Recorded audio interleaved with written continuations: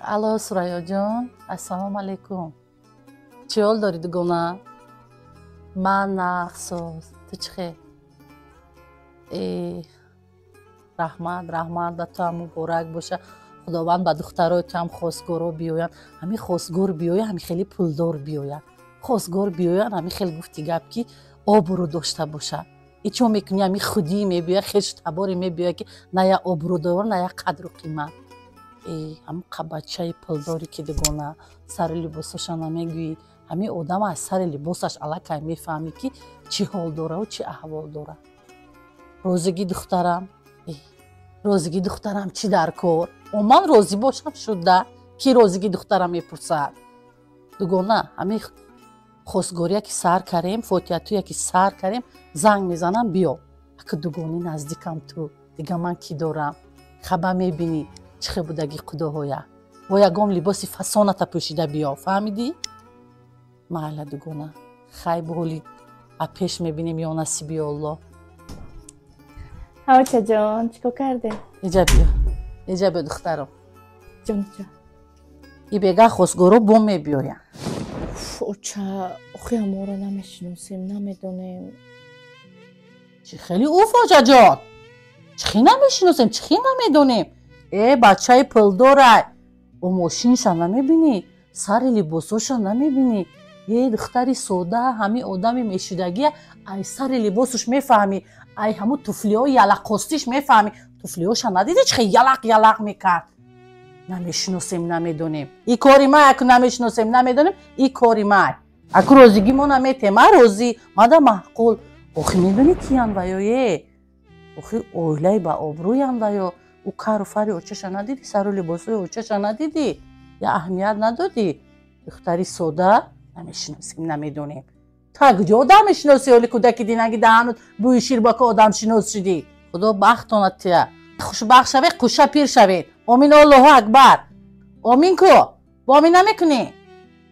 فرشته ها آمین کنه.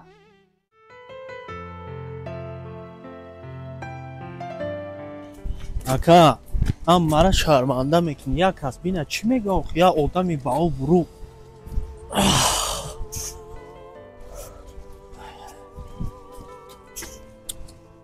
ساعتی مرا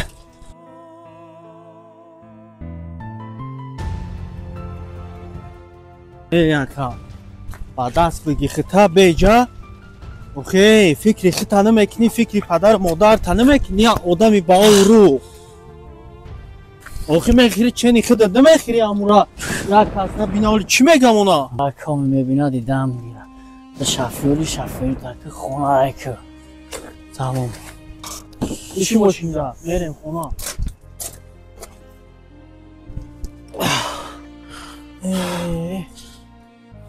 وای برحال دیم. اخی میدونی کیان ویایه؟ اخی اویلای با آبرویان ویا. او کار و فری اوچهشا ندیدی، سر و لباسوی اوچهشا ندیدی یا اهمیت ندادی؟ دختری سوده نمیشناسیم نمیدونیم.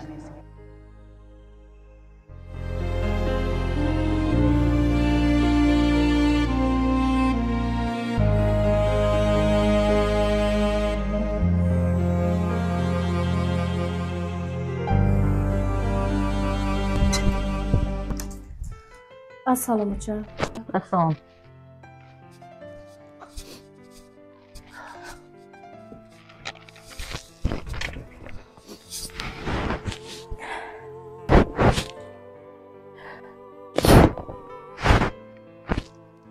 چی گپه؟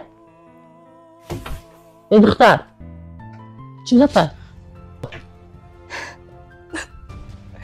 اوچه من باید نمیگیرم. چی با نمیگیری؟ اخی از در قطی کوچه دیدم مست و علست بود. اگه تو با اگجا میشناسی که مست چخله میشه و خوشحال چخله میشه؟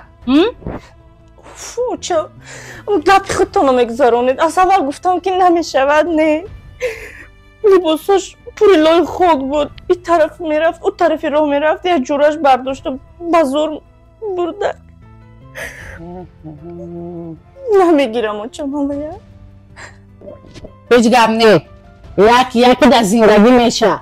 همه مردکا مست میشن، یکی یک سال یک ماه یک بار مست میشن. هیچ گپ نی. یگان زودروز رفته، یگان توی رفته. ما الان رازیگی دادیم. ما پول سنگی مرده گرفتیم. یگان آدم 75,000 آورده رمیتیه. 75,000 آورده داد. میبینی پدر همش خودش میخره. یگان چه؟ ما الان رازیگی دادیم. تمام. پک نکن. تمام. توی میشنی؟ میشه. الله اکبر. الله اکبر. اوچا جان حالا بای. چی حال داری؟ بیا بچم. اکا جان همه آچمه یگان چی فهمونید؟ اوچا جان همین مسئولیت های شما هیچی به حل نرسیده نه؟ اوچت 5 ساله، اوچت کودکه، اوچت زندگی نمیدونه، ریخت و شکست زندگی نمیدونه، آدم نمیشناسه. شما مالا پرسته در پیش همین همسایه ها خیش و تبارو اهل اولادو شرمنده کردن میخواییم. فهمیدین؟ یادتین نصیحت میکنی اوچتونه؟ شما که زندگی دیدگی تجربه دارید نصیحت میکنی اوچتونه؟ آخه اوچا جان تازه ما گوش کردم سخنان شما را. راستی گپ ما پیشتر همه گپایی که خواهرم گفت همه گپا را گفتنی بدم. انا دیدین اوچه؟ ما هم یک دو جای دیگه فهمیدم هم بچه نغز نبوده.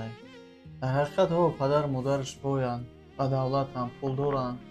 یکی خودش یک بچه به تربیه بوده، عرق نوش بوده، شبگرد بوده. آخه اوچا جان اون نفری که با ساعت 2 شب 3 شب برای بیرون ده بگرده کوچه با کوچه اندومی دخترها عرق نوشی کنه، کیف صفا کنه، این خواهری ما را چه خوشبخت میکنه اوچا جان؟ نمیتونه خوشبخت کردن در حیاتش. او هیچ محل طاقتی در خونه شیشتن زندگی را ساختن آباد کردن نمیتونه. او فقط یک چی را میتونه،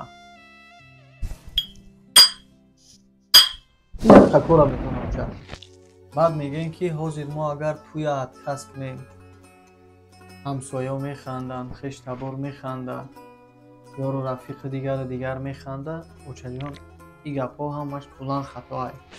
به خاطری که مردم ما را نخنده، به خاطری که مردم ای پشت ما گپ نزنه، باید ما حاضر خواهرمون در همه پیانسکا روزگی بتیم به شوهر بتیم. اوچا باید خواهرمون فرزندتونه با دست پایخمون در بین آب و علا و پرتاییم. اوچا همین چیز شما در کارای بگذار امروز بخندن، بگذار امروز توی تماشا کنن، بگن که ها اتکس کردن یکی آیندهش خوب شود.